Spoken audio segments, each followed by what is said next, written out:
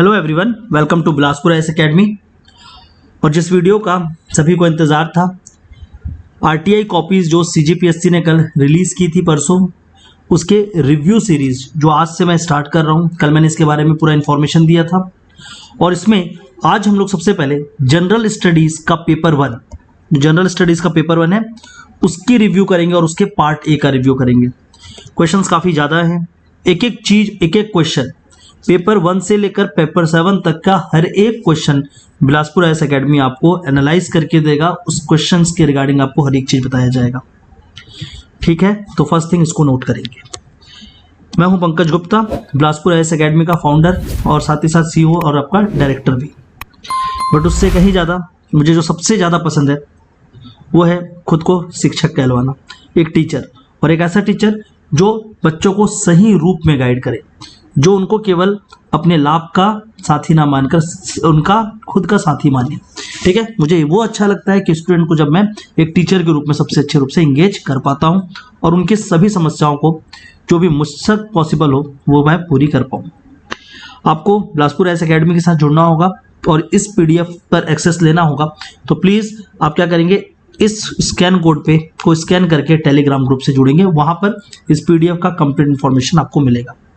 Number 2, इस RTI series के साथ जो भी बच्चे जुड़ने चाहते हैं, अपनी कॉपीज आरटीआई के थ्रू रिव्यू कराना चाहते हैं, जो भी उनके पास कॉपीज है, प्लीज़ इस व्हाट्सअप नंबर पे या इस दोनों नंबर पे आप क्या कर सकते हैं, व्हाट्सअप या टेलीग्राम कर सकते हैं, पहले वाले नंबर में इवन। ठीक है, तो व्हाट्सअप और टेलीग्राम कर आप अपने कॉपीज हमें भेज सकते हैं और उसको रिव्यू करा सकते हैं। एक बहुत ही पॉजिटिव रिस्पॉन्स रहा मेरे को, तो सबसे पहले थैंक यू एवरीवन। ये जो रिस्पॉन्स है, जिस तरीके से आपने मुझे कॉपी भेजा, जिस तरीके से मुझसे एंगेज किया, यही मुझे पुश करता है कि मैं कुछ अलग करूं और कुछ ज़्यादा अच्छा बेहतर रूप से आपके सामने आ पाऊँ। तो थैंक यू एवरीवन। और जो कॉपी मैं रिव्यू करने जा रहा हूँ, ये कुछ ऐसे बच्चों की भी कॉपीज़ हैं जो अच्छे पदों तक भी पहुँचे हैं। ठीक है, काफ़ी अच्छे तरीके से उन्होंने आंसर लिखा, और कुछ ऐसे बच्चों के भी कॉपीज़ हैं जिन्होंने आंसर उतने अच्छे नहीं लिखे, बट हाँ डेफिनेटली उनके पास स्कोप है इसको करने का। ठीक है, तो स्टार्ट करते हैं। सबसे पहली बात, Chhattisgarh public service commission Raipur, ठीक है ना, जो हमारी आयोग है, आयोग के द्वारा जो पेपर लिया गया है, उस पेपर में जो स्टेट सर्विसेज मेंस 2021 उसका जनरल स्टडीज 1 का हम रिव्यू करेंगे। पर रिव्यू स्टार्ट करने से पहले उसका सब्जेक्ट कोड था 03 और हम पार्ट ए का रिव्यू करने जा रहे हैं। ठीक है, पर उस रिव्यू से पहले मैं आपको थोड़ा सा चेकिंग और मार्किंग के बारे में बात करना चाहूँगा कि ये जो पेपर आपके होते हैं ना, ये कैसे चेक होते हैं, उसमें मार्किंग कैसे की जाती है, इसको समझेंगे। ये जो 3 बॉक्स हैं, ये 3 बॉक्स पीएससी के पेपर के एक बहुत महत्वपूर्ण अंग के रूप में सामने आते हैं।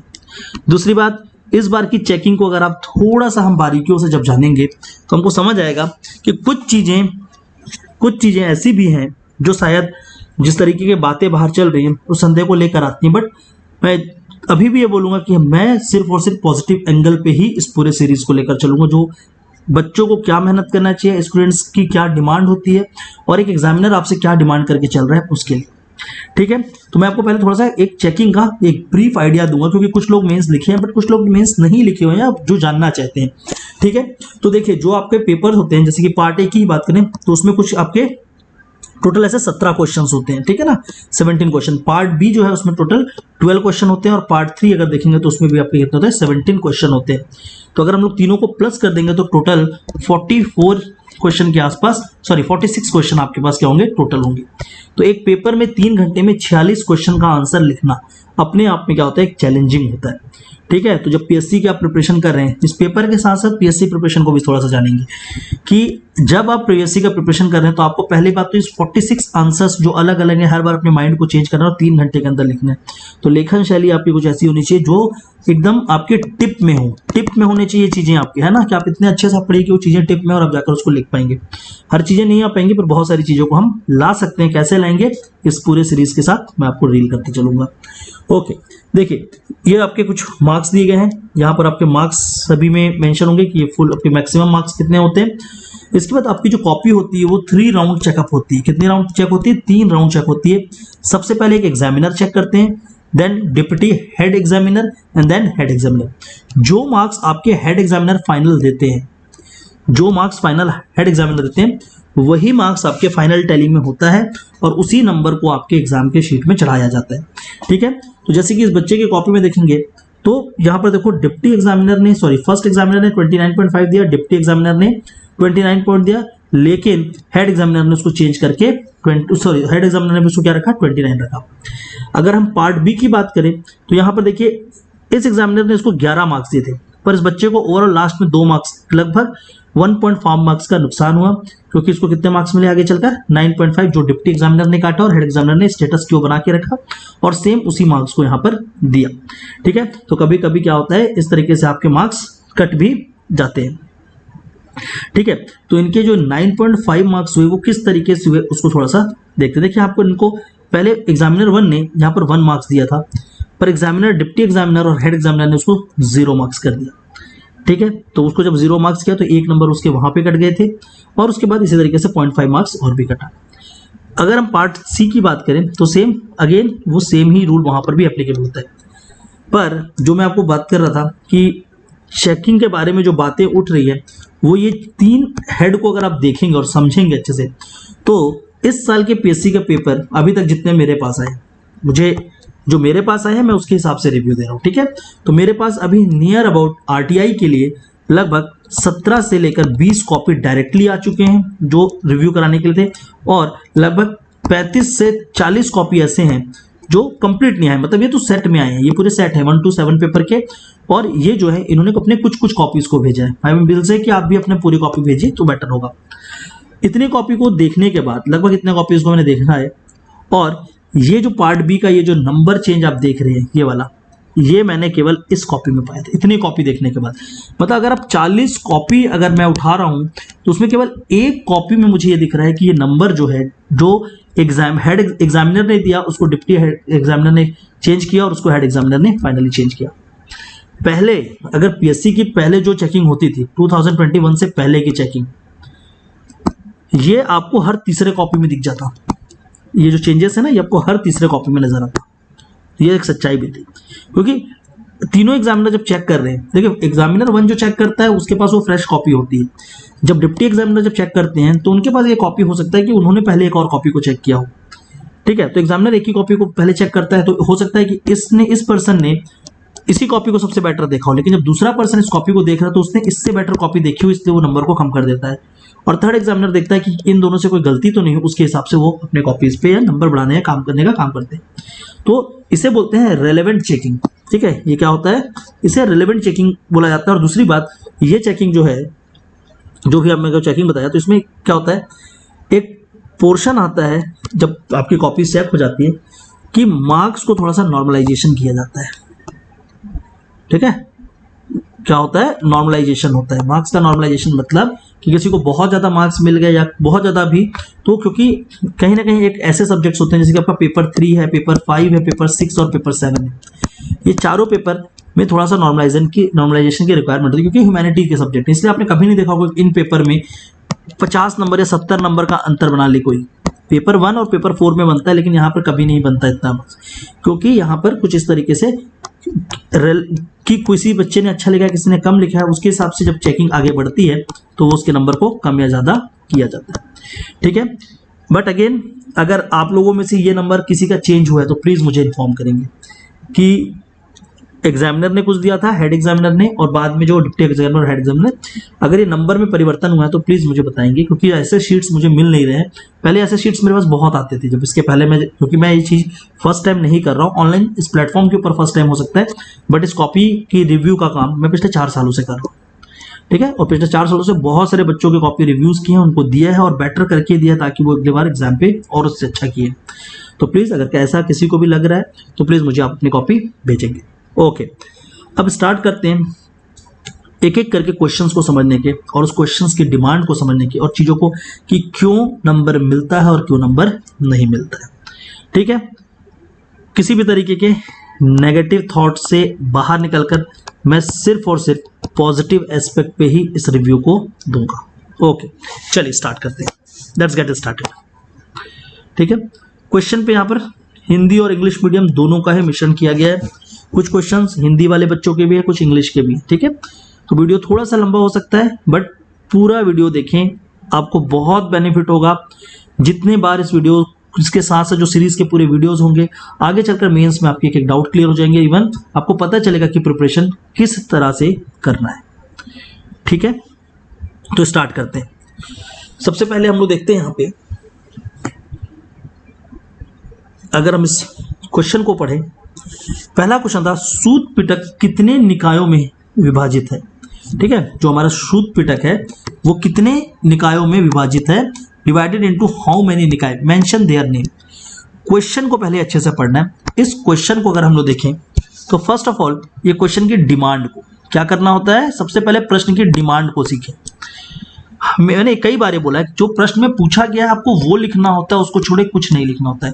यहाँ पर देखो, इसको बच्चे को सीधा 2 आउट ऑफ 2 मार्क्स मिले। क्यों? क्योंकि उसने जो डिमांड में था उस डिमांड को उसने फुलफिल किया, इधर उधर की कोई भी बात नहीं की। उन्होंने डायरेक्टली लिखा है सूत पिटक 5 निकायों में विभाजित थी। कितने में थी पूछा गया है, तो ये 5 निकायों। कई लोगों ने क्या किया, सूत पिटक के निकायों के नाम लिखने चालू कर दिए। ये तो बताया नहीं कितने में है, तो क्वेश्चन का एक अंक क्या था, कितने में है, तो नंबर भी लिखना है। और दूसरा अंक पूछता है कि उनके नाम बताइए, तो उन्होंने 5 के नाम सही लिखे हैं। दीर्घ निकाय, मध्यम निकाय, अंगुत्तर निकाय, संयुक्त निकाय और खुद्दक निकाय। तो 5 है और 5 के नाम क्लियर। तो जो पूछा गया है उन्होंने एग्जैक्ट वो लिखा है, इनको 2 आउट ऑफ 2 मार्क्स यहाँ पर मिलता है। कई लोगों ने लिखा कि सूत पिटक त्रिपिटकों में से एक पिटक है, इसे बुद्ध के इस संगति में बनाया गया था। वो पूछा ही नहीं गया है। क्वेश्चन की जो डिमांड है उस पर लिखना होता है आंसर, आपको उस पर आंसर नहीं लिखना होता कि जो आपको आता है। तो हमेशा याद रखना है डिमांड। इसी डिमांड का मैं एग्जैक्ट एग्जांपल, क्वेश्चन को मैंने बहुत पिक किया है, एक बच्चे की कॉपी नहीं है, कई बच्चों की कॉपी को लेकर इसको कुछ इस तरीके से क्वेश्चन को मैंने उठाया है ताकि मैं आपको समझा पाऊँ। ठीक है, और इस वीडियो को बनाने के लिए, वीडियो तो बहुत दूर की बात है, पहली बात तो इस पीडीएफ और इस चीज़ को बनाने के लिए मुझे कितने घंटे लगे, 6 to 7 आवर्स का काम किया इसके पीछे मैंने। ठीक है, तो प्लीज़ थोड़ा सा आप भी, जितना मैं इसके लिए किया हूँ, तो आप भी थोड़ा देर बैठेंगे मेरे साथ, ताकि आपको बहुत मजा आएगा और साथ में सीखने को बहुत कुछ मिलेगा। ठीक है, और सीखते हुए कड़ी मेहनत की ओर आप आगे बढ़ेंगे और डेफिनेटली फिर आपको रिजल्ट की ओर भी मिलेगा। ठीक है, क्योंकि कड़ी मेहनत करना बहुत इंपॉर्टेंट है अगर आपको रैंक 1 तक पहुंचना है। खैर कोई बात नहीं, आगे आते हैं। कनिष्क ने कनिष्क के साम्राज्य विस्तार के बारे में लिखी, write about the extent of Kanishka empire. देखिए, इस क्वेश्चन में 0 मिला इनको डायरेक्टली। अब अगर इनसे आप पूछेंगे तो ये बोलेंगे कि यार मैंने कनिष्क के बारे में तो सब कुछ बताया, मुझे नंबर नहीं मिला, पीएससी गलत चेकिंग करता है, फालतू की चेकिंग है। नहीं, क्वेश्चन क्या पूछा गया पहले अच्छे से देखो। विस्तार बताना है, किसका, उसके साम्राज्य का। आपने क्या लिखा है, देखिए इसी को बोलते हैं, इसे बतौलेबाजी बोलते हैं। सेम पर्सन यहाँ पर एकदम डिमांड के ऊपर जाता है, यहाँ पर वो डिमांड से भटक जाता है, इसलिए नंबर कटते हैं। इन्होंने क्या लिखा, कनिष्क ने कुंडलवन क्षेत्र में साम्राज्य किया। ठीक है, ये बातें कुछ हद तक ये तथ्य सही है लेकिन संपूर्ण सही नहीं। इन्हीं के समय प्रथम शताब्दी में चतुर्थ बौद्ध संगति हुई। वेरी गुड, बहुत अच्छी बात है, आपको एकदम इन्फॉर्मेशन है। कनिष्क के समय सर्वाधिक सोने के सिक्के चलाए गए। बहुत बढ़िया, वह बहुत उम्दा। ठीक है, ये सारी की सारी चीजें, पर पूछा किसने आपसे, ये पूछा है क्या एग्जामिनर ने? नहीं पूछा है ना, उसने तो आपको सिर्फ साम्राज्य विस्तार पूछा है। तो साम्राज्य विस्तार को अगर आप समझाओगे तब मार्क्स मिलेगा। तो कनिष्क के साम्राज्य विस्तार की अगर बात करते तो पहले बात, कनिष्क की 2 राजधानी थी। ठीक है ना, एक राजधानी पाटलिपुत्र के पास थी, एक राजधानी कहाँ थी, पुरुषपुरा। ये पाटलिपुत्र में नहीं थी, ये वाराणसी में थी एक्चुअल में। एक वाराणसी में थी और एक कहाँ था, पुरुषपुरा, जिसको हम क्या बोलते हैं अभी वर्तमान समय में पेशावर।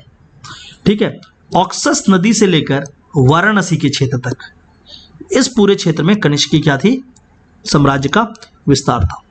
तो पहले यह समझाना था कि उत्तर में यहां से लेकर, पश्चिम में यहां से लेकर, पूर्व में यहां तक, उत्तर में यहां से लेकर, और वो सारे बिंदुओं को मेंशन करना था। ठीक है, तो पहली चीज तो वो बताना था। तो एक प्रॉपर यहां पर आप क्या कर सकते थे, इसी आंसर पे अगर, तो इधर आप एक मैप बनाकर छोटा सा कनिष्क के क्षेत्रों को बताकर फिर यहां लिखते कि उत्तर में यहां तक विस्तार था, दक्षिण में यहां तक था, वेस्ट में यहां तक था, पश्चिम में इस तरीके से था। ये चारों पॉइंट को अगर आप मेंशन करते तो डेफिनेटली आपको मार्क्स मिलता। तो ये सीधी सीधी बात क्या है कि जो डिमांड है उस डिमांड के बाहर जाने के कारण ये मार्क्स कटे। होप इससे आपको समझ आ रहा होगा। प्लीज कॉपी एक रखेंगे अपने साथ वीडियो देखते समय। सिर्फ वीडियो को कंबल के अंदर घुस के फोन पे नहीं चलाना है। डेफिनेटली ये उस तरह का वीडियो भी नहीं है वैसे तो, ठीक है। दूसरी बात, वैसा वीडियो अगर देखना होता है तो उससे कोई बेनिफिट नहीं होगा ना। तो प्लीज एक कॉपी रखेंगे हाथ में या कागज रखेंगे और पेन, और उसको सीखने का प्रयास करेंगे। चलिए आगे बढ़ते। और आज मैं थोड़ा सा स्लो चलूंगा बाकी दिन के हिसाब से, क्योंकि चीजों को बहुत स्पष्ट रूप से मुझे आपको यहाँ पर क्लियर करके देना है। ओके, आगे बढ़ते हैं हम लोग। अगला प्रश्न देखते हैं।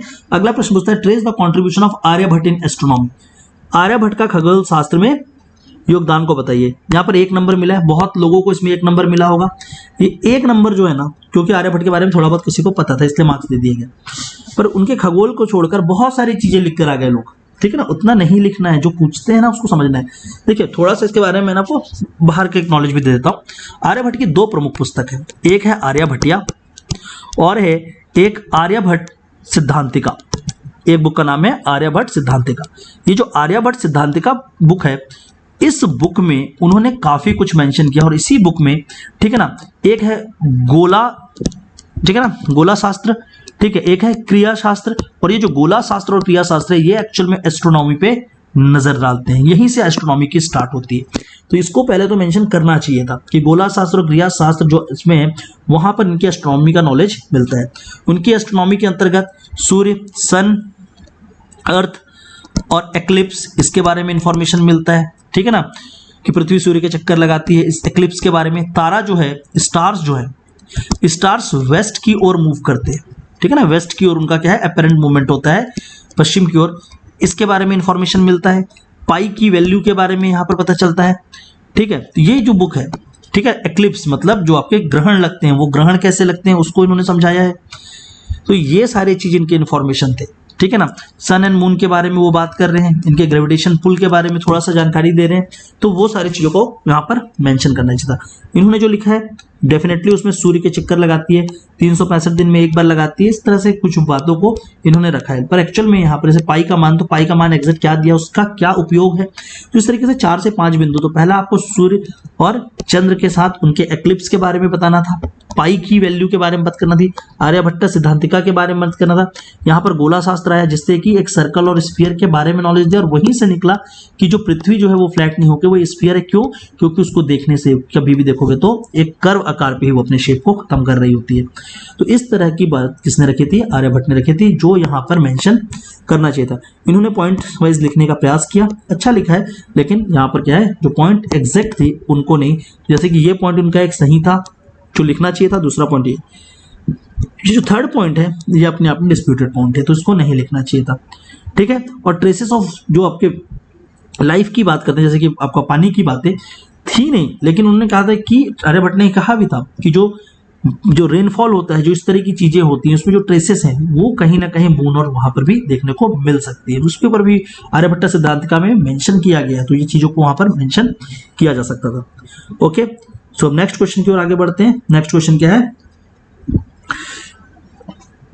मराठा शासनकाल में कर व्यवस्था के बारे में बताइए। Illustrate the taxation system during the Maratha reign. Maratha के काल में टैक्स व्यवस्था किस रूप में थी, ठीक है। तो मराठा के काल में टैक्स व्यवस्था के बारे में पूरा बताना था और उसको चित्रण करना था। तो एक प्रॉपर चित्र के रूप में आप उसको कह सकते हैं। चित्रण करना मतलब होता है कि आप उसको कुछ सिंबल, कुछ इमेजेस की तरह बताएं, सीधा उसको लिखिए ना। वैसे तो ये क्वेश्चन अगर इन्होंने दिया था चित्रण करने, तो पीएससी को थोड़ा सा ऐसे क्वेश्चन को अवॉइड करना चाहिए पूछने के लिए, क्योंकि इस सब क्वेश्चन का चित्रण नहीं हो सकता, ठीक है। बट फिर भी अगर उसको आपको चित्रण करना था तो आप उसको आराम से लिख सकते थे, चौथ, शरदेशमुखी एवं अन्य, अदर, ठीक है। जो अदर होता वहां पर जो दूसरे तरीके के जैसे मुकाशा वगैरह थे उसके बारे में मेंशन करते, एक तरफ चौथ के बारे में, एक शरदेशमुखी के बारे में। तो इसमें और भी थे कर, ठीक है ना। तो जैसे कि यहाँ पर कर और कर से संबंधित, क्योंकि यहाँ पूरा का पूरा सिस्टम, इन्होंने कर व्यवस्था के बारे में पूछा, ना कि करों के बारे में पूछा। तो व्यवस्था में क्या होगा कि कितने प्रकार के कर थे, तो टैक्सेस के बारे में बताते कि यहाँ पर विभिन्न प्रकार के टैक्सेस, जैसे कि चौथ, शरदेशमुखी, ब्रैकेट में उसके बारे में मेंशन करते। फिर टैक्स सिस्टम में क्या थे? टैक्स से संबंधित अधिकारी थे, ऑफिसर्स, तो उन ऑफिसर्स का भी नाम बताना था, ठीक है। और कौन सा कर सबसे अधिक होता था, उसका रोपण कैसे होता था, उसके बारे में। यहाँ पर टैक्सेस के बारे में, टैक्स ऑफिसर और उसमें कम ज्यादा क्या था, उसको तीनों की चर्चा करनी थी। पर इन्होंने केवल और केवल चौथ और शरदेशमुखी के बारे में बात किया, इसको छोड़े और किसी के बारे में बात नहीं की, ठीक है। तो इसलिए इनको 1 मार्क्स मिलता है, ना कि 2 आउट ऑफ 2 मिलता है, ठीक है। कई लोग लिखे होंगे चौथ और शरदेशमुखी सब लिखा, फिर भी मेरे को 1 नंबर क्यों दिया, आधा नंबर क्यों दिया? वो इसीलिए दिए हैं क्योंकि ऐसी गलतियां हुई, ठीक है। तो प्लीज इसको अच्छे देखेंगे। कई बार ऐसा हुआ है कि 2 लोगों का आंसर सेम दिख रहा है बट उसमें मार्क्स अलग अलग दिख रहे हैं, प्लीज मात्रा को पहले चेक करेंगे, ठीक है ना। बिना उसके कहीं भी क्लेम नहीं करना कि मेरा आंसर भी सही है उसका भी सही है। पहले आप उसको समझिए कि किस रूप में उस आंसर को दिया गया, ठीक है, और जो क्वेश्चन की डिमांड है उसको लिखने का प्रयास किया करो। चलिए आगे बढ़ते हैं, नेक्स्ट क्वेश्चन देखते हैं। क्वेश्चन नंबर 5, 2 मार्क्स का 5वां क्वेश्चन। यहां से मैं थोड़ा सा तेज बताऊंगा आपको। What are the fundamental principles of land revenue system of Sher Shah Suri? Sher Shah के भू राजस्व व्यवस्था की मौलिक सिद्धांत क्या थे, व्याख्या कीजिए। क्वेश्चन क्या पूछा है, सिद्धांत क्या थे, प्रिंसिपल्स क्या थे, ना कि लैंड रेवेन्यू सिस्टम क्या था। क्लियर हो रहा है? यहां पर 1 मार्क्स दिया है, क्यों? क्योंकि उन्होंने सिस्टम के अंदर क्या था उसके बारे में बात की है, मौलिक सिद्धांत क्या थे, क्वेश्चन को पढ़ना है।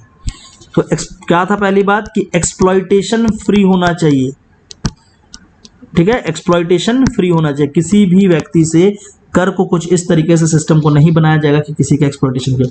वो कैसा होना चाहिए, वो फार्मर फ्रेंडली होना चाहिए। वो कैसा होना चाहिए, स्टेट एक्सचेकर को, मतलब राज्य को अधिक से अधिक क्या मिल सके, उससे पैसे मिल सके। वो कैसा होना चाहिए था कि कृषि और भूमि से संबंधित क्षेत्रों का विकास हो सके, ये सारा। और इन सभी चीज को करने के लिए उन्होंने इन सारी चीजों को लेकर आए थे। तो एक पार्ट जो था क्वेश्चन का कि मौलिक सिद्धांत क्या थे, वो यहां पर मिसिंग है। तो इनको लेते हुए इन पॉइंट्स को, इन्होंने पॉइंट बिल्कुल सही लिखा है कि उन्होंने मेजरमेंट के लिए गजे सिकंदरी प्रारंभ किया, बहुत बढ़िया बात था, क्योंकि वो भूमि का मापन करना चाहते थे सब कुछ। पर वो क्यों कर रहे थे, वो इन चारों चीजों के लिए कर रहे थे। तो ये चारों चीज पहले मेंशन करना था और उसके बाद ये पॉइंट्स को बताना था कि इस अवधारणा को, इस प्रिंसिपल्स को पूरा करने के लिए उन्होंने गजे सिकंदरी लेकर आए। उन्होंने जमीन को अलग अलग पार्टों में बांटा, 1/6 ऑफ द प्रोड्यूस इनका रेवेन्यू के लिए लिया था, और डैम और जो भी है दाम और रुपया जो सिक्के हैं उसको लाने की बात की। तो वो सारा चीज ठीक है, ये तो कि क्या किया उन्होंने, पर क्वेश्चन तो वो है ही नहीं ना क्या किया। उससे क्वेश्चन है कि मौलिक सिद्धांत क्या था। क्वेश्चन बहुत बारीकियों से बनाया गया था। इस बार पेपर 3 में मार्क्स नहीं मिले, खासकर इतिहास में सबको बोल रहे हैं कि मार्क्स नहीं मिल रहे हैं सर, इतिहास में 27 से 30 नंबर तक पहुंच गए तो बहुत बड़ी बात थी। क्यों पहुंच रहे हो इतना अच्छा आंसर लिखने के बाद भी? क्योंकि क्वेश्चन के जो बेसिक है, जो डिमांड है, जो क्वेश्चन की समझ है, वो आप लोग समझते नहीं, वहां पर पढ़ते नहीं है, ठीक है। और नंबर 2, जब आप आंसर राइटिंग करते हैं, कहीं भी टेस्ट देते हैं, तो वो टेस्ट जो आपसे ले रहे हैं, मैं तो हमेशा आपको बोला है चीज, तो और आज भी बोलूंगा कि जहां पर भी आप टेस्ट दे रहे हैं, पहले ना टेस्ट वाले से पूछ लीजिए करिए कि इस क्वेश्चन का अर्थ क्या है आने के बाद। क्योंकि ना तो आपको अर्थ पता चल रहा है, बस आप व्यर्थ कर रहे हैं अपने पास पूरा पैसा और समय दोनों व्यर्थ कर रहे हैं ऐसे टेस्ट सीरीज के पीछे, जहां पर आपको रिव्यू नहीं मिल रहा है, जहां पर आपको डिमांड के बारे में कोई नहीं समझा रहा है कि प्रश्न है क्या। बस आपसे टेस्ट के नाम पे टेस्ट के पैसे, टेस्ट क्या कर रहे हो आप, लगातार लिखे जा रहे हो। तो एक टेस्ट, दूसरा टेस्ट, तीसरा टेस्ट, चौथा टेस्ट, आपको पता ही नहीं चल रहा ना क्वेश्चन क्या पूछा गया। पेपर देकर आए घर में, अरे शेरशाह सूरी तो पूछा गया था, अरे शेरशाह सूरी नहीं पूछा गया था, नहीं पूछा गया था ना। तो प्लीज क्वेश्चन को उस हिसाब से अच्छे से समझकर करना होता है। Now the next one, throw light on the role of Chittu Pandey in the Indian freedom struggle. Bharat के स्वतंत्रता आंदोलन में चिट्टू पांडे की भूमिका को बताइए, ठीक है। इस बच्चे ने अच्छा आंसर लिखा था, इनको 1 मार्क्स मिला है इस, क्योंकि ये कुछ पॉइंट्स को मिस कर जाते हैं, ठीक है। मिस करने का कुछ कारण भी होगा, क्योंकि उनके पास प्रॉपर इन्फॉर्मेशन ना रहा हो या कहीं पर कुछ हो। तो सबसे पहली बात तो इन्होंने एक चीज सही लिखा कि formation of parallel government. Chittu Pandey ने क्या किया, एक पैरेलल गवर्नमेंट बनाया, कब, क्विट इंडिया मूवमेंट के समय, बलिया पे, है ना। तो वहां पर क्या बनाई गई, पैरेलल सरकार बनाई गई, तो वहां पर बलिया में बनाई गई। और उसके साथ साथ उसके थ्रू इन्होंने क्या किया, अवेयरनेस लोगों में फैलाने का प्रयास किया, ये भी इन्होंने सही लगा। Feeling of equality, fraternity, brotherhood, ये बतौले हैं। चिट्टू पांडे ऐसा कुछ नहीं कर रहे थे, वो अपने आप हो रहा था स्प्रेड। सीधा चिट्टू पांडे की भूमिका पूछी गई है, तो चिट्टू पांडे ने क्या किया, नेतृत्व दिया। He give the leadership in the region of Ballia. उन्होंने क्या किया, पैरेलल गवर्नमेंट बनाया, ठीक है। इन्होंने रचनात्मक कार्य, जैसे कि क्या किया गया था, लाइट जो अलग अलग क्या थे, प्रभात फेरी, लाइटनिंग, कैंडल लाइटनिंग, ये सारे चीजों का इनिशिएशन किया। इन्होंने क्या किया, लोगों को, जन को क्या किया, आंदोलन से जोड़ने के लिए प्रयासरत रहे, ठीक है। He try to connect the people with the movement, ठीक है ना। तो इन्होंने लोगों को मूवमेंट के साथ जोड़ने के लिए अपने आप को प्रयासरत रहे। तो ये सारे पॉइंट्स लिखने थे, ठीक है। जिस भी बच्चे की कॉपी है प्लीज थोड़ा सा समझेंगे कि आपको ये सारे पॉइंट यहाँ पर लिखने थे, ना कि कुछ और पॉइंट लिखने थे। तो इस तरह की गलती क्वेश्चंस पे नहीं करनी है। जो क्वेश्चन जैसा पूछा गया है उसी नेचर पे उसके आंसर्स को लिखना है, ठीक है। तो चिट्टू पांडे इनसे संबंधित जो भी मैंने आपको यहाँ पर पॉइंट्स बताए थे उन सारे पॉइंट्स को आप मेंशन करके रखेंगे, ठीक है, कि उन्होंने नेतृत्व दिया, लीडरशिप किया, कौन से रचनात्मक कार्य किए, ठीक है ना, जो इनके क्या थे, अलग तरीके के वर्क थे, ठीक है, कंस्ट्रक्टिव वर्क बोलते हैं जिनको, रचनात्मक कार्य, ठीक है, पैरेलल गवर्नमेंट का फॉर्मेशन किया। तो ये सारे के सारे काम को यहाँ पर मेंशन करना था और उस काम को यहाँ पर मेंशन करना था, ना कि इस तरह की बतौलेबाजी करनी थी जैसे कि यहाँ पर क्या हुई, कुछ बतौलेबाजी की गई। मार्क्स मिला है सिर्फ और सिर्फ इस एक लाइन पे, इन दोनों पॉइंट पे आपको मार्क्स नहीं मिला है, आप इस चीज को ध्यान रखेंगे। तो यहाँ पर थोड़ा सा रेलेवेंट जाने की कोशिश करेंगे। क्वेश्चन देखो, पूछने का नेचर जो होता है ना, जैसा प्रश्न को पूछा गया, नॉलेज आपके पास है, कंटेंट आपके पास है, लेकिन आप क्या कर रहे हो, क्वेश्चन के नेचर को नहीं पकड़ पाते हैं। उसका जो नेचर है अगर उसको आप डायरेक्टली पकड़ोगे तो आप ज्यादा बेटर में कर पाओगे। Okay, the next question is describe the measures taken by Lord Curzon for the development of Indian railway. Curzon ji ने क्या किया था भारतीय रेलवे के विकास के लिए। तो इस बच्चे ने जैसे लिखा है तो डेफिनेटली इनको इस क्वेश्चन के बारे में इंफॉर्मेशन नहीं था, डायरेक्टली इनके आंसर से पता चलता है कि इनको इस इंफॉर्मेशन नहीं था। और ये जो मार्क्स मिले हैं, ये जो आपको मार्क्स यहाँ पर दिख रहे हैं, ये एक्चुअल में अटेम्प्ट के मार्क्स हैं। सिर्फ और सिर्फ इस क्वेश्चन को आपने अटेम्प्ट किया, इस बेसिस पे आपको मार्क्स दिया गया है। सॉरी, यहाँ पर थोड़ा सा फॉर्मेट ऊपर नीचे हो रहा है, let me set it again. Okay, चलो वापस आते हैं। तो यहाँ पर आपको किसमें मार्क्स मिला हुआ है कि कर्जन ने रेलवे के डेवलपमेंट के ऊपर क्या काम किया था। उसमें आपने सिर्फ लिख दिया है कि डेवलपमेंट ऑफ रेलवे ट्रैक्स, हाँ तो रेलवे ट्रैक्स कराई थी, लेकिन कहाँ से कहाँ तक की वो मेंशन करना था, ठीक है। जो खड़गपुर लाइन है, उस खड़गपुर लाइन के ऊपर कर्जन ने काम किया था, ठीक है। साथ ही साथ पूरा का पूरा जो वेस्ट का जो क्या है, बांग्लादेश के रीजन पे जो रेलवे का जो डायरेक्ट लिंकअप था आज़ादी से पहले तक का, वो था। और ये क्वेश्चन आया भी इसलिए था क्योंकि श्री नरेंद्र मोदी जी लास्ट ईयर कहाँ गए थे, बांग्लादेश गए थे, ठीक है ना। और बांग्लादेश और इंडिया ने उस समय ये प्लान किया था कि हम क्या करेंगे, रेलवे ट्रैक को वापस वहां पर चलाने का मौका देंगे। तो क्वेश्चन एक्चुअल वहां से था, डेवलपमेंट ऑफ रेलवे स्टेशन, ठीक है, हाँ किया था, पर कौन सा किया था, एग्जाम्पल देना था ना।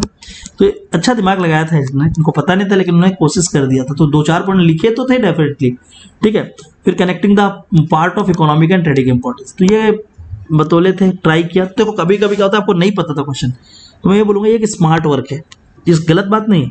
आंसर्स तो हम लिखेंगे, इसमें डायरेक्टली इंडियन रेलवे के लिए उन्होंने क्या किया था, डायरेक्टली उस बातों को हम लिखना चाहिए था। लेकिन ये स्मार्ट अप्रोच होता है आंसर का कि आपको कुछ भी नहीं आता but still you get 0.5 marks. तो छोड़ने से बेटर है कि हम वहां लिखे, पर इन्होंने कुछ भी गलत नहीं लिखा, इन्होंने एक रेलेवेंस चीज को लिखने का प्रयास किया, भले कि इनको नहीं पता था, और इसीलिए इनको क्या मिला, मार्क्स यहाँ पर मिलता है। ओके, नेक्स्ट क्वेश्चन क्या है, what were the reason for the failure of non corporation movement.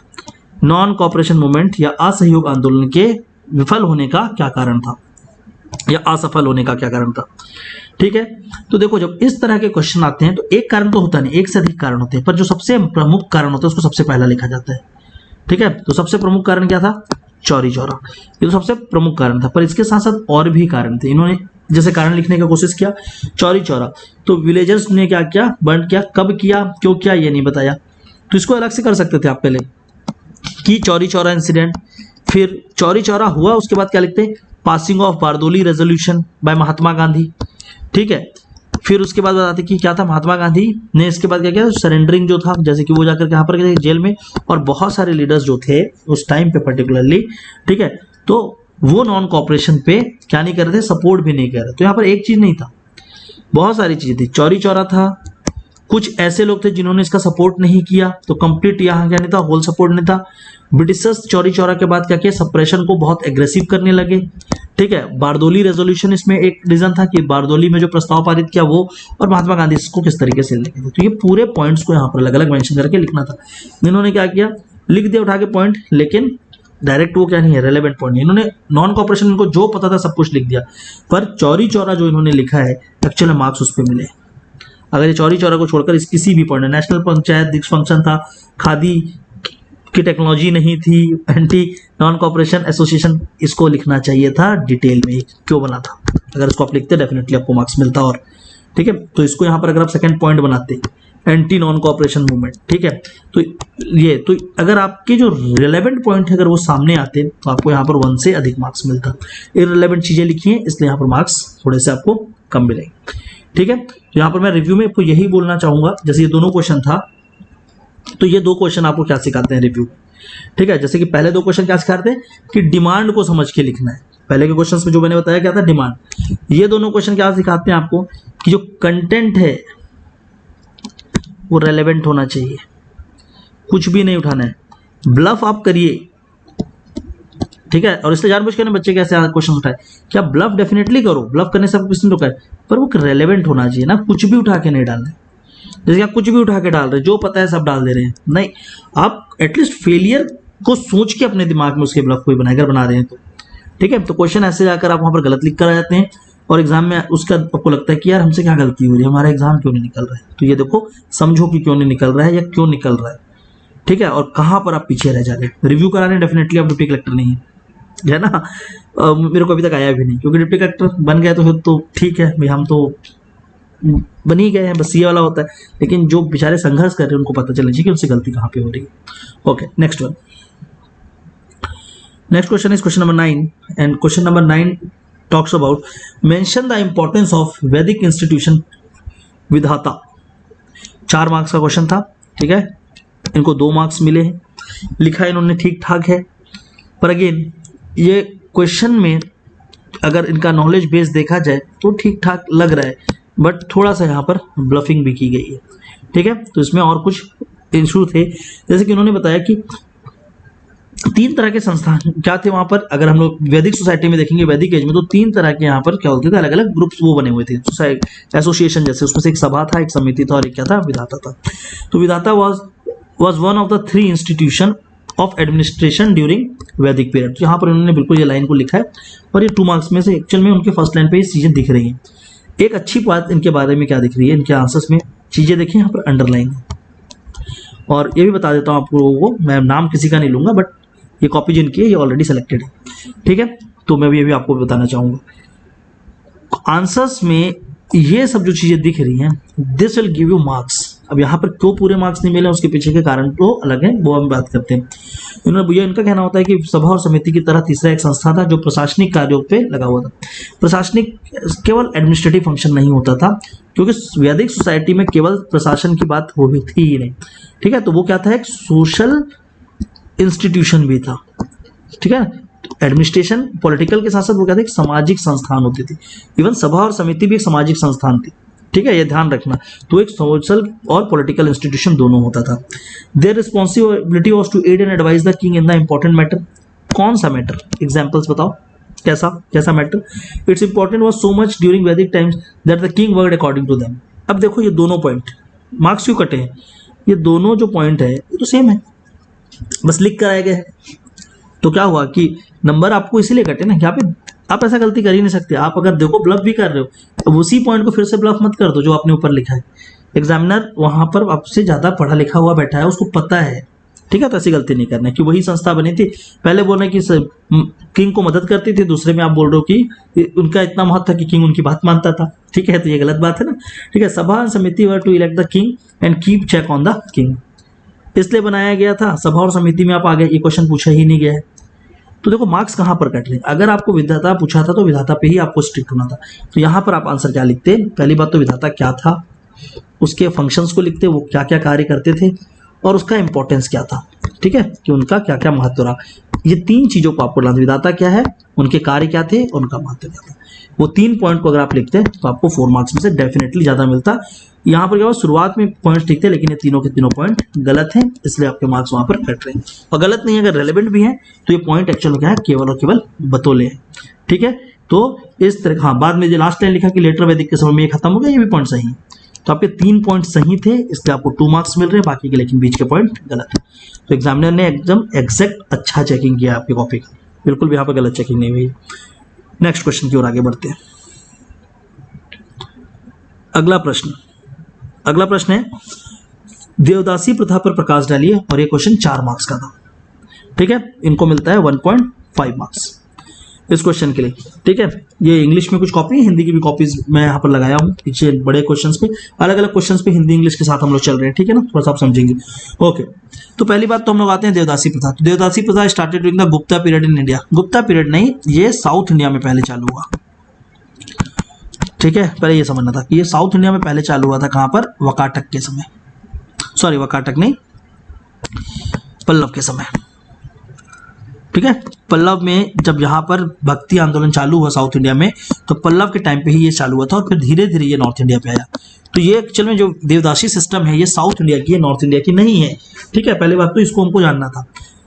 देवदासी जो होती थी वो क्या थी, यहाँ पर लिखा है उन्होंने, the servant of, it actually mean the servant of God and comprise mainly of girls. Mainly नहीं, होली सोली गर्ल्स। आदमी नहीं बनेगा देवदासी, ऐसे शब्दों का चुनाव ना करें। ठीक है, कि देवदासी जो थी पहली बात तो क्या थी, वो अनमैरिड गर्ल्स थी। यहाँ पर sir young girls use to dance and perform नहीं, आपको लिखना था कि ये अविवाहित अनमैरिड गर्ल्स होती थी जो मेनली, ठीक है ना, जिनका ये मानना था कि ये अनमैरिड थे पर उनका ये मानना था कि उनका भगवान जो थे गॉड के साथ मैरिज हुई है और इसीलिए वो मंदिर में रहते थे अपने भगवान की सेवा करने के लिए। तो ये जो है ये मेन जो क्रक्स है ये लिखा ही नहीं है आपके आंसर्स में। तो 4 मार्क्स में से आपको 1.5 सिर्फ और सिर्फ किस लिए दिया गया है, क्योंकि आपने यहाँ जो पॉइंट्स लिखे हैं ये थोड़े से अच्छे पॉइंट्स हैं। इनिशियली जो आपने लिखा है ये क्वेश्चन में आपने आंसर गलत लिखा हुआ है। ठीक है, इसलिए आपके मार्क्स कटे। अगर आप इस चीज को समझाते कि devadasi system was a system of temple servant in which, devadasi प्रथा मंदिरों में सेवकों की एक व्यवस्था थी जिसके अंतर्गत वह कन्याएं, वैसी लड़कियां काम करती थी जो अपने आप को ईश्वर के साथ वैवाहित मानती थी और वो उसकी सेवाओं के। तो पहले देवदासी सिस्टम को आपने एक्सप्लेन करना था, फिर उस सिस्टम के अंदर आके बात करते।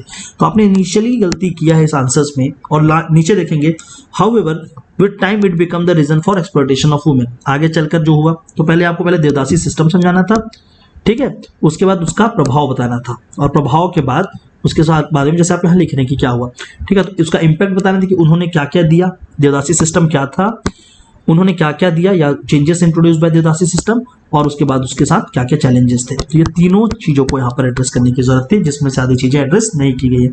ठीक है, महिलाओं की स्टेटस डिक्लाइन हुई during Gupta age period due to such incidences, ऐसा नहीं था। ये सब चीजें किसने बोले, इससे देवदासी काफी ज्यादा मानी गई शुरू से लेकर लास्ट तक। इनका जो मेन डिक्लाइन हुआ वो ब्रिटिश एरा में आकर, जब ब्रिटिशर्स ने इनके ऊपर व्यू किया, पास किया कि ये क्या थे, टेम्पल प्रोस्टिट्यूट्स थे।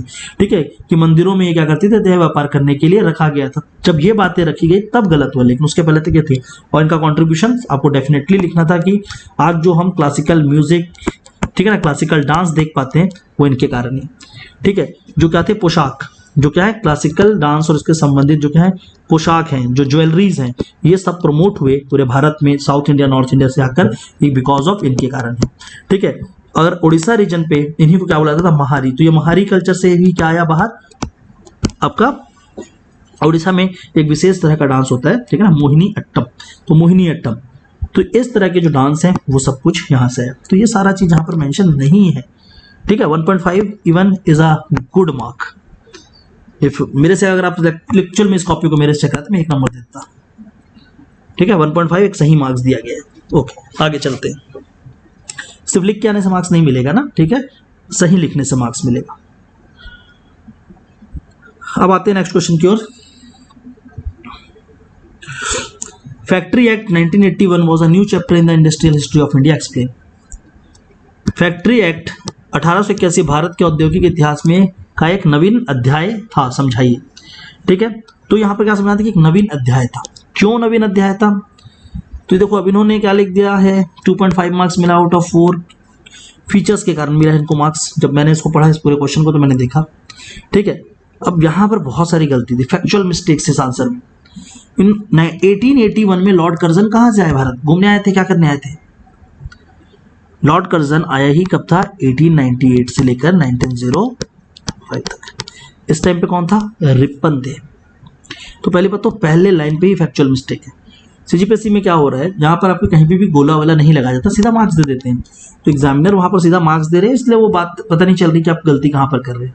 पर देखो अब जब आप बारीकियों से आज जब अपने आंसर्स को यहाँ पर देख पाएंगे, मैं और इसको जूम करता हूँ ताकि आप लोग देख पाए इस आंसर को। ठीक है, तो ये आंसर्स को अगर आप अच्छे से देखोगे, देखो क्या लिखा है, कर्जन लिखा हुआ है। तो कर्जन तो था ही नहीं। ठीक है, कौन था, रिपन था।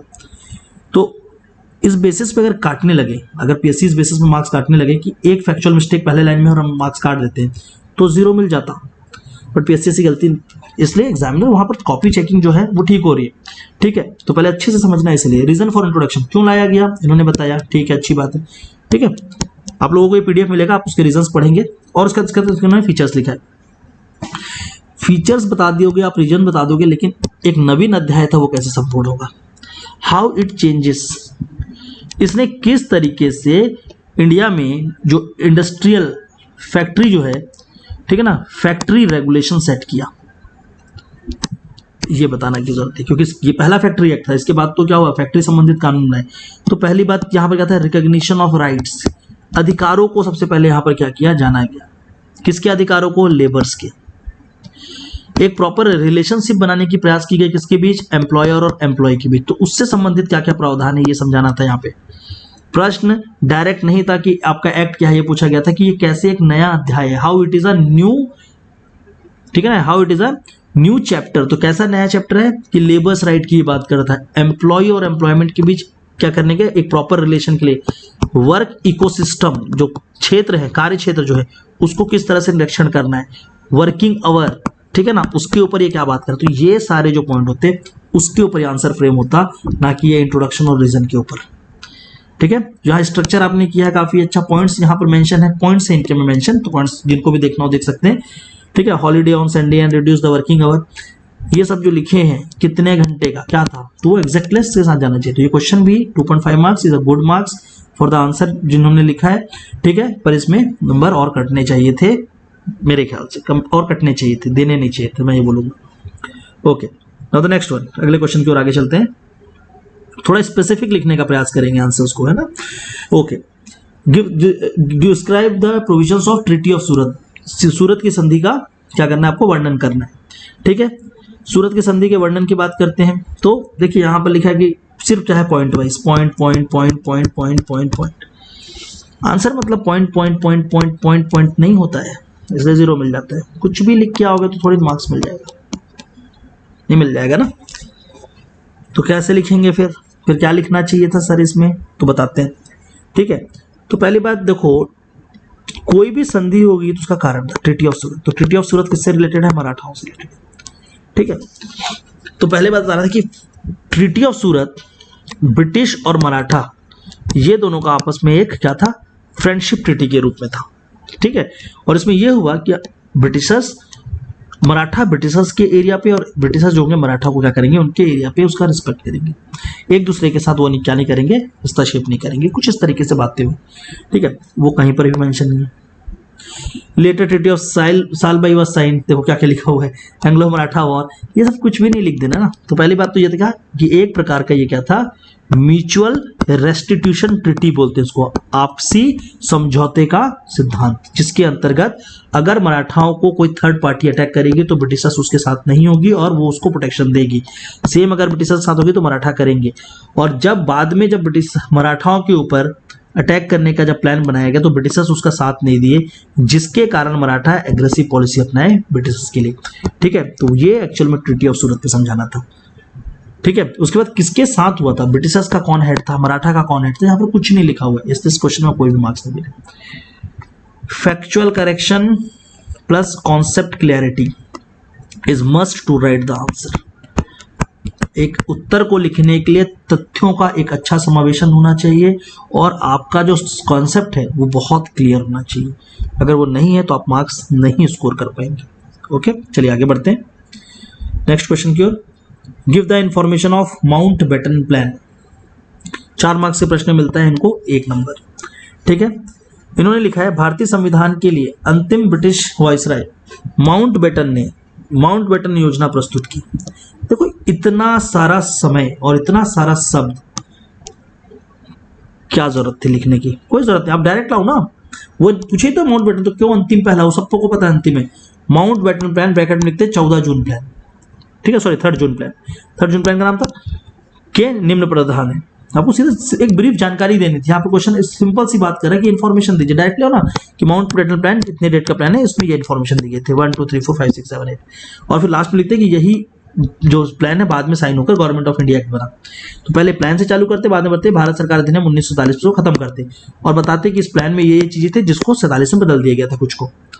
ठीक है, तो इसमें क्या क्या था, पहले देखो यहाँ रियासतों को किसी भी संघ में शामिल होने का स्वतंत्रता है, चाहे वो शामिल हो। ठीक है, ये वाला पॉइंट आपने अच्छा लिखा। अब इसके प्रावधान पहले क्या थे कि इंडिया और पाकिस्तान नाम के 2 डोमिनियन बनाए जाएंगे। ठीक है, जो क्या होगा, प्रिंसली स्टेट्स थे उनको अलग से परमिशन थी कि वो किसी के साथ भी जाकर मिल सकते हैं, और वो पर उनको क्या नहीं था उस समय, वो अकेले रहेंगे ये नहीं था, ठीक है। जैसे कि उनकी सहमति के बगैर उन्हें कोई भी संघ अपने क्षेत्र में नहीं मिलाएगा, पर इनको क्या नहीं था, इंडिपेंडेंट रहने का अधिकार नहीं था। पर गवर्नमेंट ऑफ इंडिया एक्ट में क्या कर दिया गया कि वो इंडिपेंडेंट भी रह सकते हैं, ठीक है, पर वहां पर नहीं था। ये दूसरा पॉइंट होता, ठीक है। इसके बाद बाउंड्री कमीशन की बात यहीं पर की गई थी कि एक बाउंड्री कमीशन का गठन किया जाएगा।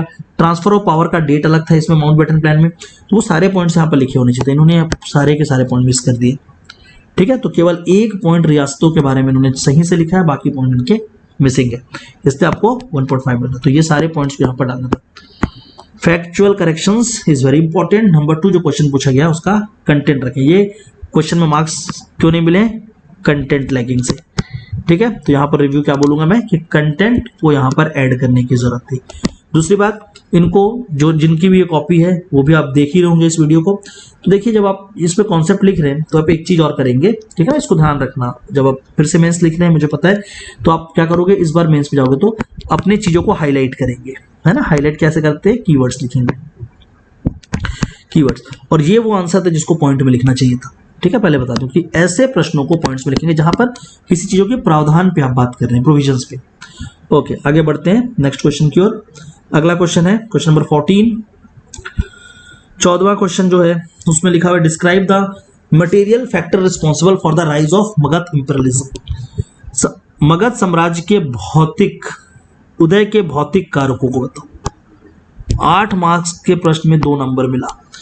इस प्रश्न ने बड़ा एक माहौल खड़ा किया, बहुत लोगों के बीच, बच्चे भी आए, सब कोई आए। पूछा क्या है, भौतिक कारण, मटेरियल रीजन। आंसर में कई लोगों ने क्या लिखा, वैवाहिक संबंध, मैट्रिमोनियल अलायंस। ये कौन सा भौतिक कारण है, विवाह संबंध। देखो यहाँ भी दिखेगा ना, कहीं पर होगा, नहीं होगा तो अच्छी बात है। देखो देखो वैवाहिक संबंध कौन सा आपका भौतिक कारण है, मुझे थोड़ा सा बताएंगे, ठीक है। जो किंग थी उनकी चाहते, एस्पिरेशंस ऑफ किंग, ये कोई भौतिक कारण नहीं है। डायरेक्टली इसमें जो क्वेश्चन का आंसर था, ये ज्योग्राफिकल लोकेशन, यहां पर जाकर आपको बात करना था। तो आपको बताना था भौतिक कारण में लोहा या मिनरल जोन जो है, लोहा और माइनिंग, उसके बारे में यहां पर डायरेक्ट लिखना था, ठीक है ना, कि लोहा किस रूप से, एक्चुअल में क्वेश्चन लोहे के ऊपर पूछा गया था कि लोहा का क्या रहा है, उपयोग रहा है, लोहा और अन्य खनिज जो मिले थे, मेटल्स, ठीक है, प्लस इनका भौतिक मतलब इनका जो लोकेशन एडवांटेज। तो इसको मैं आपको 3 से 4 चीज समझाना था और इसको विस्तृत जानकारी देनी थी, ठीक है। तो मटेरियल एडवांटेज उस चीज को बोलते हैं, कुछ भी नहीं लिखना है। तो मटेरियल एडवांटेज के पार्ट में आपको क्या क्या यहाँ पर पॉइंट ऐड करने थे, थोड़ा सा उसके बारे में बात करते हैं, ठीक है। तो यहाँ पर आप बताते हैं कि भौतिक कारण में पहला लोकेशन, ठीक है, उनका लोकेशन कैसा था, ठीक है, जिसको वो क्या करता था, उनको एक स्ट्रेटेजिक लोकेशन है जो चारों तरफ से सुरक्षित बनाता था। एक वो पॉइंट डेफिनेटली यहाँ पर मेंशन करते। उसके बाद दूसरा भौतिक कारण यहाँ बताते क्या, मिनरल्स, खनिज थे, और वो खनिजों ने किस तरीके से इनको मदद किया, व्यापार कैसे बढ़ा, ये सारा चीज था उनका एक मटेरियल रीजन था। मटेरियल रीजन थर्ड क्या बनता है, ट्रेड। तो व्यापार जो है वो एक मटेरियल रीजन है डेफिनेटली, क्यों, क्योंकि व्यापार के रूप में ही क्या होगा, उनका उस क्षेत्र में किसी ना किसी चीज से उनकी विकास होगी। और यहाँ पर लोहे को काफी डिटेल में काम करके लिखना चाहिए था, ठीक है। जो यहाँ पर जैसे कि पॉइंट लिख दिए, ये किंग्स की चाहते, न्यू वॉरफेयर, हाँ, तो ये देखो उसी से क्या बना, एक नए अस्त्र शस्त्र बनी, बिल्कुल इसको आप लिखते, क्योंकि वो क्या है, वो भी एक मटेरियल रीजन था। तो iron as a mean for the establishment of Magadha, लोहे से कैसे मगध एम्पायर को जन्म दिया गया, वो एक हेडिंग आपका बनना चाहिए था, और उस हेडिंग को आपको पूरा अच्छे से समझाना था, और ये आंसर तब आपको मार्क्स मिलते। तो ये क्वेश्चन वो नहीं था कि मगध का कैसे उदय हुआ, यहाँ क्वेश्चन था मटेरियल रीजन, भौतिक कारक क्या है, ठीक है। तो मटेरियल रीजन आपको यहाँ पर मेनली समझाना थे, ये रीजन नहीं समझाने थे। ऊपर के जो रीजन है ये सही है, और मार्क्स आपको 2 मार्क्स इसी के लिए मिला, तो ये ऊपर के जो रीजन थे इसको और बेटर वे में एक्सप्लेन करना चाहिए था, ठीक है। तो सो यहाँ तक आपको समझ आया होगा। अगेन ये क्वेश्चन का जो आंसर यहाँ पर बच्चे ने लिखा है, या जिनको भी इसमें मार्क्स मिले, जो भी आप देखोगे, तो क्यों कटे हैं, डिमांड के कारण। प्रश्न में पूछा क्या गया है और आपने क्या लिखा, इसमें काफी बड़ा अंतर है। और जब मैं आंसर राइटिंग सिखाता हूँ, थोड़ा सा बात करता हूँ उसके बारे में भी, जब मैं आंसर राइटिंग सिखाता हूँ, पिछले 4 सालों से मैं ट्रेन कर रहा हूँ आंसर राइटिंग के लिए बहुत सारे बच्चों को, तो पहले से ही मैं समझाता हूँ कि डिमांड बहुत इंपॉर्टेंट होता है प्रश्न का। कई लोग बोलेंगे नहीं कंटेंट लिख दो, पॉइंट लिख दो, देखिए आप उनसे गाइड तो पहले होना बंद कर लीजिए जिन्होंने कभी लिखा ही नहीं है, देयर आर मैनी पीपल जो आंसर लिखते नहीं है खुद से और बताते हैं कि आंसर राइटिंग में ये पॉइंट डालना चाहिए। बहुत है, टेलीग्राम में भरे पड़े होंगे आपके पास, बहुत सारी टेलीग्राम चैनल ऐसी चलती हैं, ठीक है ना। मैं किसी का नाम नहीं लूंगा, बट आप थोड़ा सा बच के रहिए, ठीक है, क्योंकि पर्टिकुलरली चीजें ये है कि आप मिसगाइडेड हो जाओगे। गाइड होने चले और मिसगाइड हो गए। कॉपी पेस्ट का जमाना है, ठीक है ना, अपना कंटेंट नहीं बनाना है। कॉपी पेस्ट का बहुत बड़ा जमाना चल रहा है इस दुनिया में। तो लोग क्या कर रहे हैं, उठाते हैं कहीं से किसी भी चीज को कहीं भी डाल देते हैं, ठीक है, और आप सोचते हैं कि नहीं उनकी वो कर रहे हैं, तो ऐसा नहीं होता। हमारे तरफ से कोई भी कंटेंट ऐसा नहीं आएगा आपको कभी भी। जो भी आएगा वो एक खुद का बनाया हुआ, खुद की क्रिएशन का कंटेंट होता है, ठीक है। तो कंटेंट को पहले समझना है आपको, उसके बाद फिल्टरिंग करना है कि मेरे को ये चीज पढ़नी है और ये चीजें नहीं पढ़नी है। अनवांटेड अपना टाइम किसी टेलीग्राम चैनल और जगह पे ना खा पाए जहां से आपको एक्चुअल में एडवांटेज नहीं हो रहा है। 15 जगह आपने क्या किया, सब्सक्राइब करके रख लेते हैं और उसके बाद क्या करते हैं, चीजों को खराब कर लेते हैं। मैं इसलिए नहीं बोल रहा हूँ कि मेरे को सब्सक्रिप्शन आप बढ़ाइए, मैं आपको इसलिए समझा रहा हूँ क्योंकि आपका भविष्य है और आपको अपने फ्यूचर से खेलना नहीं चाहिए। चीजों को सही वे में सीख पा रहे तो ठीक है ना, टाइम पास नहीं करना है, एकदम सही तरीके से सीखना है। चलिए आगे चलते हैं। ये 8 मार्क्स का क्वेश्चन था, इनको 4.5 मिला और इस क्वेश्चन में 6 मार्क्स मैंने देखा था एक बच्चे का, उससे ज्यादा किसी को नहीं मिला। भक्ति आंदोलन के इतिहास में चैतन्य के योगदान को बताइए। तो चैतन्य कौन थे, चैतन्य महाप्रभु थे, ठीक है। काफी अच्छा इन्होंने आंसर लिखा। इन्होंने बताया कि जो भक्ति के माध्यम से इन्होंने क्या किया, पूजा पाठ को आसान बना दिया, हरे राम हरे कृष्णा तरह का स्लोगन दिया, उसके बारे में बात किया, ठीक है ना। अनटचेबिलिटी के ऊपर काम किया इन्होंने, लिखा है, पर एक्चुअल में वो उतना ज्यादा काम उसके ऊपर नहीं किया था, इक्वालिटी के ऊपर ज्यादा किए, ठीक है ना। इक्वालिटी लिखना था ज्यादा बेटर होता, ठीक है। देखो इन्होंने कितना अच्छा फ्रेमिंग किया था। एक्चुअल में क्या होता है, यहाँ से कॉपी का दूसरा पेज चालू हो जा रहा था, तो इन्होंने यहाँ पर 1 और 2 पॉइंट यहाँ लिखा है, फिर 3, 4, 5, 6 इस तरीके से लिखा हुआ है, ठीक है। तो बहुत सारे पॉइंट्स थे, अच्छे से समझाना था। गौड़िया वैष्णव उसको चालू किया गया था और यहीं से गौड़िया नृत्य को भी दिया। तो डांस में इनका कॉन्ट्रीब्यूशन था, contribution the development of musical instrument, तो वो बनाया। डांस के ऊपर इनका था।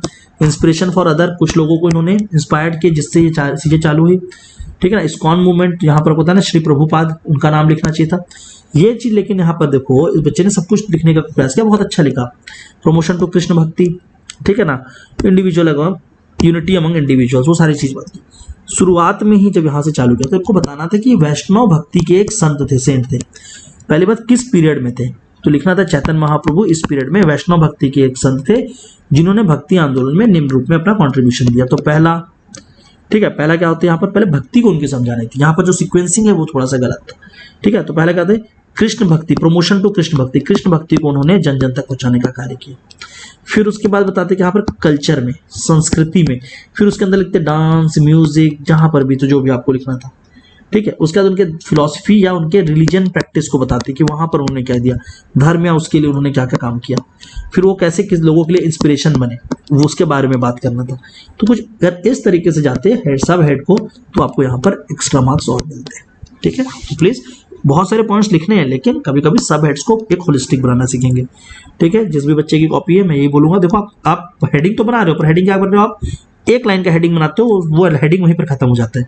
आप एक होलिस्टिक हेडिंग बनाओ और उसके अंदर 5 से 6 पॉइंट लिखने का प्रयास करिए, देखिएगा उसके बाद आपका नंबर डेफिनेटली बढ़ेगा। तो कैसे बनाओगे हेडिंग, आप होलिस्टिक हेडिंग बनाओगे, एक बड़ा हेडिंग बनाओगे। नेक्स्ट वन, अगला क्वेश्चन देखते हैं। अगला क्वेश्चन है, evaluate the role of Jyotiba Phule in the upliftment of Dalit. Jyotiba Phule का दलित उत्थान में योगदान बताइए, ठीक है। ये जिनकी कॉपी उन्होंने क्या लिखा है देखिए, ज्योतिबा फुले का योगदान महत्वपूर्ण रहा, ठीक है ना। दलित उद्धार उत्थान में ज्योतिबा फुले का योगदान महत्वपूर्ण रहा। इन्होंने निम्न बिंदुओं को समझते हैं। क्या है इनके बिंदु, संस्था का निर्माण, रचनाएं, पत्र, दलित हेतु मांग, और उसके बाद यहाँ पर एक दिया है।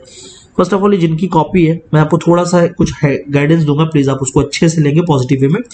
आप जब ये लिख रहे हैं ना, तो पहले बात तो आप पूरा स्पेस को यूज करिए, इधर से लिखना चालू कीजिए, इतना जगह नहीं छोड़ना है, ठीक है। आप इतने छोटा सा आंसर लिख गए हैं, कंटेंट आपको लिखना पड़ेगा ना। 8 नंबर का क्वेश्चन है, 100 आपके 100 वर्ड्स बोले गए, 100 वर्ड्स नहीं लिख रहे हैं आप, तो गलत कर रहे हैं, ठीक है। जैसे आपने लिखा था कि क्या लिखा है यहाँ पर, आप आरक्षण की व्यवस्था, अगर ये व्यवस्था है, अगर आप बता रहे हैं तो इस व्यवस्था को समझाइए कि क्या था वो। स्त्री शिक्षा को बढ़ावा कैसे दिया, क्या चालू किया, कौन से संस्थान बनाए, कौन सा स्कूल खुला, उसके बारे में बात करेंगे। दलित उद्धार के लिए कार्य करने के लिए, तो ये क्या था, यहाँ पर थोड़ा सा जो सेक्शन है, ये आपका ऊपर का सेक्शन अच्छा था आपके आंसर का, ये अच्छा था, और ये चलाऊ वाला था, ठीक है ना।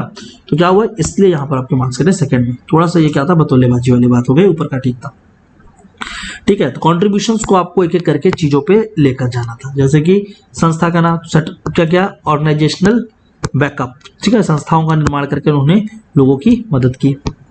ठीक है, अब यहाँ देखिए रचना, तो रचना में उन्होंने देखो रचनाएं नहीं, उसमें बताना था कि जो उनकी समस्याएं थी उन समस्याओं को लोगों तक पहुंचाया, ठीक है ना। तो उन्होंने क्या किया, अवेयरनेस फैलाया थ्रू हिज लिटरेचर वर्क। फिर उसके बारे में बताया कि उस सिर्फ लिख दिया रचना और रचना के नाम, ऐसे नहीं करना, रचनाएं भी लिखो। देखो गुलामगिरी अन्य रचनाओं के माध्यम से उन्होंने इनकी संबंधित चुनौतियां जैसे कि इनको प्रस्तुत किया। तो एक्चुअल में जो चीजें लिख रहे हैं उसमें दो चीजों का मिश्रण होता है, उसको बोलते हैं स्पेसिफिसिटी और फैक्ट। तो अगर आपको फैक्ट लिख रहे हो तो उसको स्पेसिफिक करिए, ठीक है ना। आपको सेंटेंस भी तो लिखना पड़ेगा, पीसी का एग्जाम लिख रहे हो, थोड़ी स्कूल का एग्जाम लिख रहे हो, कुछ भी कॉमा कॉमा करके लिखे, तो एक एक सेंटेंस में उसको समझाने की कोशिश करेंगे।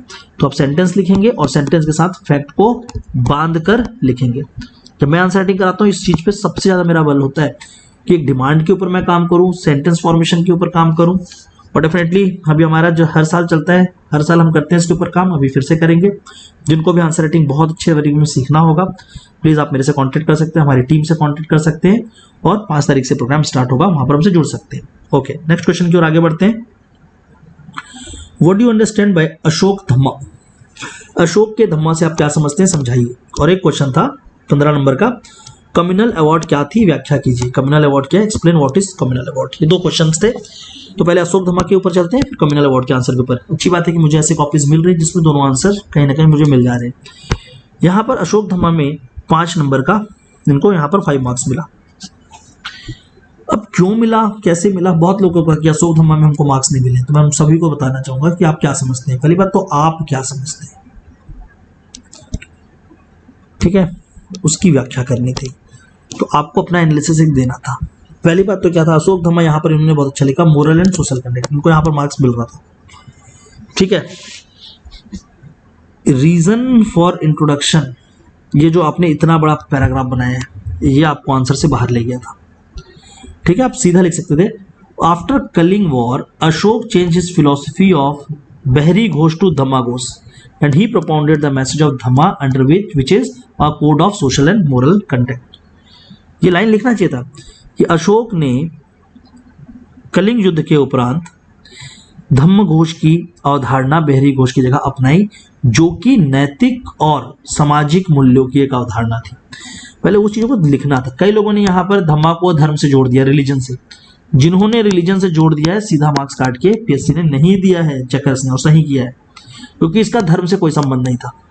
अशोक का धर्म बुद्ध था और अशोक का धम्मा उस धर्म से बिल्कुल अलग था, ठीक है। फिर ये समाज की 4 अवधारणाओं को प्रस्तुत करता था। स्वयं के प्रति अशोक का धम्मा पहला होता कि एक व्यक्ति को खुद के साथ कैसा होना चाहिए, एक व्यक्ति को अपने से बड़ों के साथ कैसा होना चाहिए, समाज के साथ कैसा होना चाहिए, दूसरे जो जीव जंतु हैं उनके साथ कैसे होना चाहिए, और एक सामाजिक गैदरिंग में उसको कैसे। तो ये सारे के सारे अवधारणाओं को एक एक करके प्रस्तुत करना था, ठीक है। इनको आपको समझाना था। पहले तो ये आप मेंशन करते हैं, फिर आप क्या समझते हैं, तो पहले तो आप ये सबको मेंशन करते हैं कि अशोक ने अपने धम्मा में ये सारे प्रिंसिपल्स दिए, और देने का आप बताते हैं कि इन प्रिंसिपल से ये समझ आता है कि कैसे एक व्यक्ति का व्यक्तित्व विकास, ह्यूमन डेवलपमेंट होगा, कैसे एक व्यक्ति का नैतिक विकास, और कैसे उसका एक सामाजिक विकास होगा। ये तीनों चीजों को एक साथ ये रखने का प्रयास करते हैं। तो आंसर का फॉर्मेटिंग ये होना चाहिए था, ये नहीं होना था जो आपने किया। Therefore, he decided his course of action and inspired by Buddha's philosophy and he worked for Dhamma। ठीक है ना, ये जो लाइन है ये किताबों में लिखा होता है, पर एक्चुअल धम्मा ये नहीं है, प्लीज थोड़ा सा हटना है, ठीक है। हाँ, जो आपको मार्क्स मिले हैं 4 मार्क्स के आसपास का, जो भी 5 मार्क्स मिला है वो आपको यहाँ से मिला है। ये जो आपने सारे पॉइंट्स को अच्छे से लिखा है, ठीक है, और उसके साथ साथ उसका इम्पैक्ट, तो इस बच्चे ने इस इम्पैक्ट एनालिसिस को किया था। आपको ये जो किया हो ना, आप इसको आपको बढ़ाना था, इसको मैक्सिमम पार्ट ऑफ आंसर रखना था। तो आंसर आपका क्या होता है, पहली बात धम्मा है क्या, जो कोड ऑफ मोरल कंडक्ट उस पे, ठीक है। उसके बाद धम्मा कौन कौन से थे, तो या किस रूप में थे, तो उसको सबको एक एक करके मेंशन कर देते आप, जैसे यहाँ पर आपने किया है।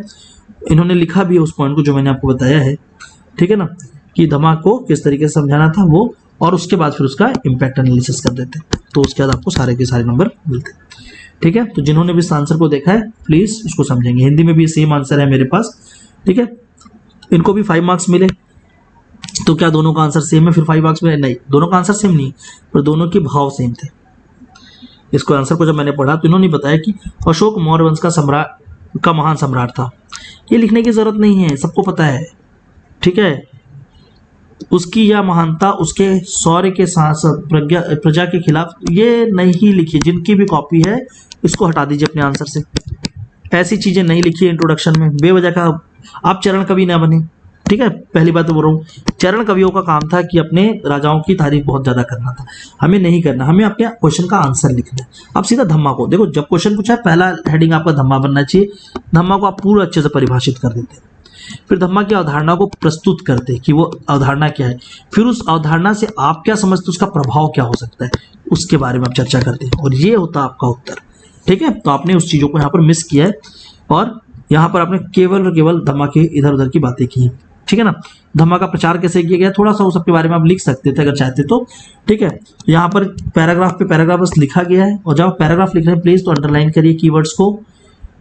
लिखने में कोई दिक्कत नहीं है, पर आप अंडरलाइन करिए कीवर्ड्स को। आपके कुछ कुछ पॉइंट्स बहुत अच्छे हैं जो आपको एक्चुअली मार्क्स दे रहे हैं। बड़े पैमाने में सम्मान, ये सब क्या होता है, बड़ों का सम्मान हो गया, ठीक है, पशु बलि के ऊपर रोक, तो ये सब अच्छी पॉइंट्स, इसको अच्छे से लिखते हैं ना कि स्वयं के प्रति एक व्यक्ति को कैसा होना चाहिए, उसके लिए 3 पॉइंट है।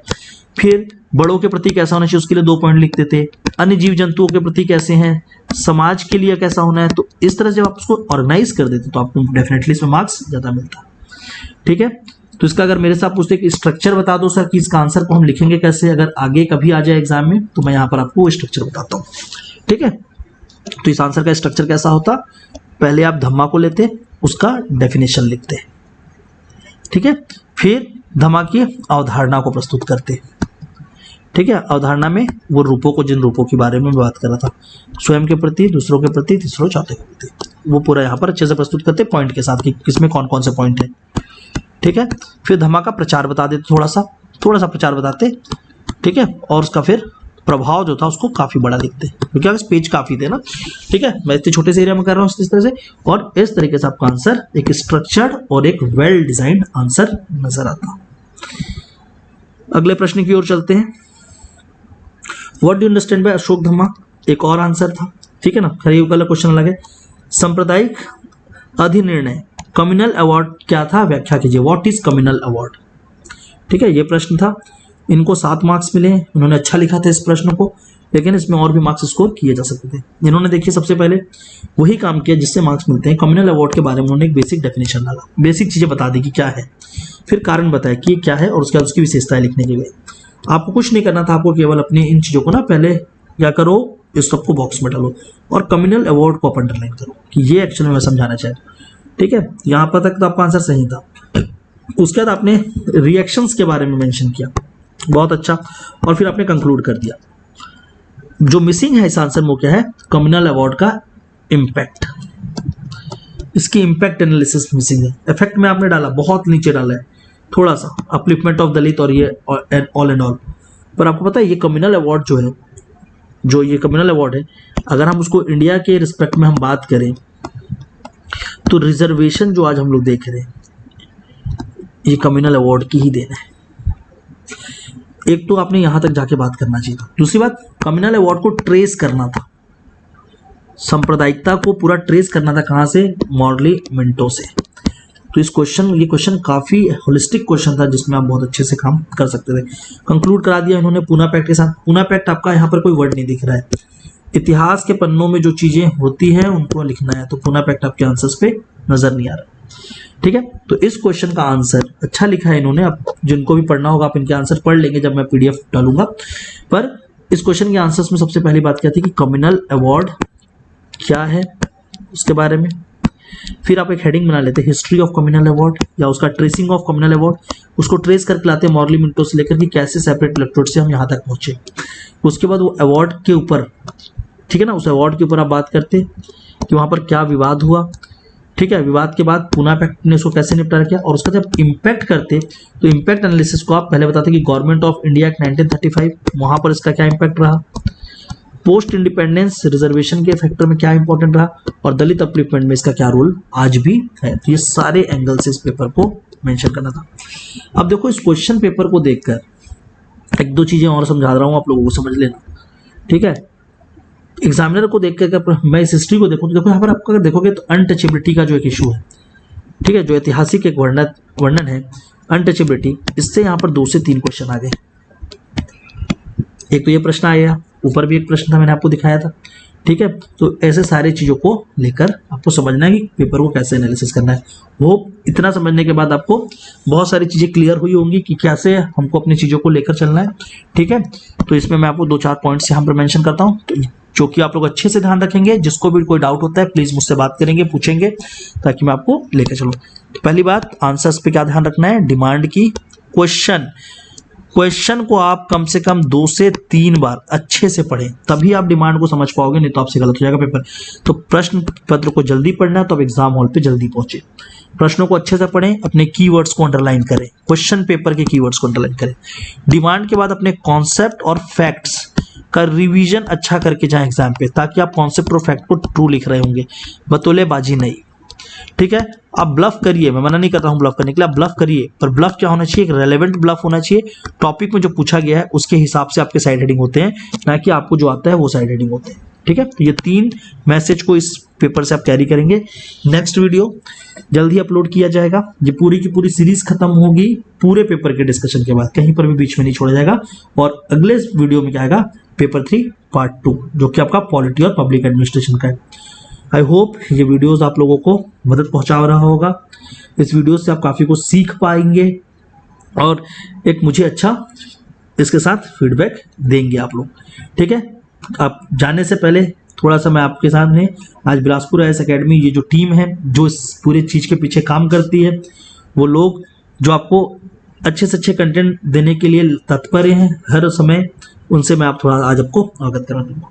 ठीक है, ये मेरी पूरी टीम है सब। ठीक है, और इस टीम का मैं एक जनरल इंट्रोडक्शन दूंगा। तो विनोद सर हैं यहाँ पर हमारे साथ, राहुल हैं, श्रेया दुबे, ठीक है, श्रेया दुबे मैडम, फिर ये तो मैं खुद हूँ, इतने दिनों में मुझको तो आप पहचान ही गए होंगे, Beshmani sir, Khemlal Sinha sir, Komal and Bhojram Sahu.